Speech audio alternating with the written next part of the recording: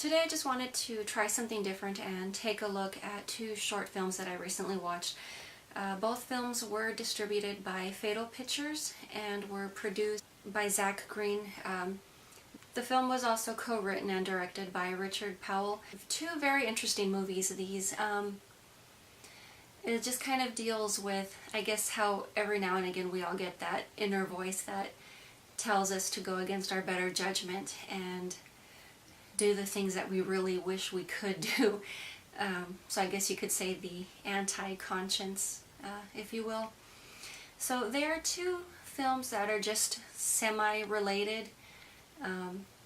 They definitely can be viewed as standalone films, so you don't necessarily have to watch the first one in order to understand the second one. But the first one I watched, which was called Worm, deals with a high school teacher who has just a very, I guess you could say a very brutally honest inner voice, very snarky and sarcastic. A lot of the things that the inner voice says are just very funny.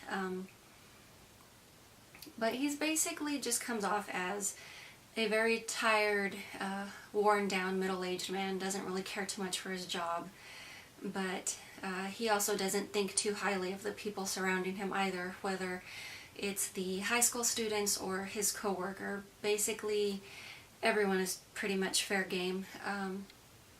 Throughout the course of the film, we also discover that he has somewhat of an unhealthy attraction towards one of his female students. He just kind of, obviously she's the only one that he thinks well of, but he seems to have just some sort of a fantasy that he wants to be with her, and obviously he feels that she's the only one that should be with him. So it's kind of semi-Lolita-esque, I guess you could say, although the girl is obviously unaware of his emotions, and throughout the course of the film he never really acts on it, although he does come close to giving her a love note at some point, which is very odd because he comes off as an older man.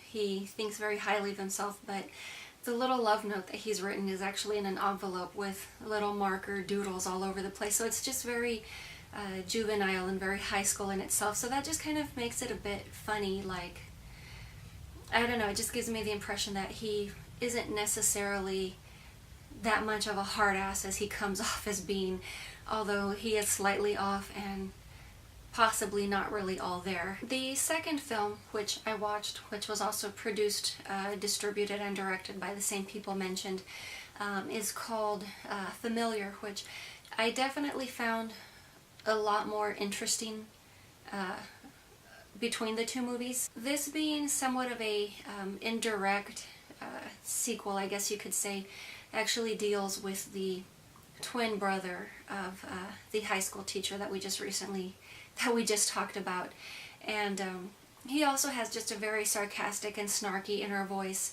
He definitely is displeased with his married life, so we have somewhat of a running theme here, is just people being discontent with events or just periods in their life. But he is very displeased with his life. He doesn't seem to care too much for his wife or his daughter. He even describes his daughter as being somewhat of a parasite, and he cannot wait for her to go off to college just so that he can leave his wife. He's basically just been holding off this entire time just so that he could leave the family. He later discovers that his wife is pregnant, and obviously he is not too happy about this. His inner voice, for some reason, devises a plan that he should drug her or give her some sort of a medication that would induce a miscarriage, which he does follow through with. Of course, the miscarriage brings on postpartum depression, which he seems to not be very pleased with, because now in his mind he seems to be thinking that the wife is just making up this whole ruse of being depressed in order to just get additional attention. Also the fact that she just wants to try again for another child. So he really feels trapped and unhappy in this situation, and the next step is to try and kill the wife, which he does not follow through with. Somehow through the course of this madness, I guess he kind of stops and thinks, what am I doing, or why am I doing this? And he realizes this inner voice he's hearing isn't really himself. Once he does come to this realization, the following morning he sees somewhat of a bulge in his abdomen, which talks back to him and moves when he tries to poke and prod at it. So he realizes that he is hosting some sort of a creature. So what he assumed were his thoughts were actually, I guess you could say, somewhat of a telepathic connection that he shared with this creature. So from here on, things do somewhat escalate.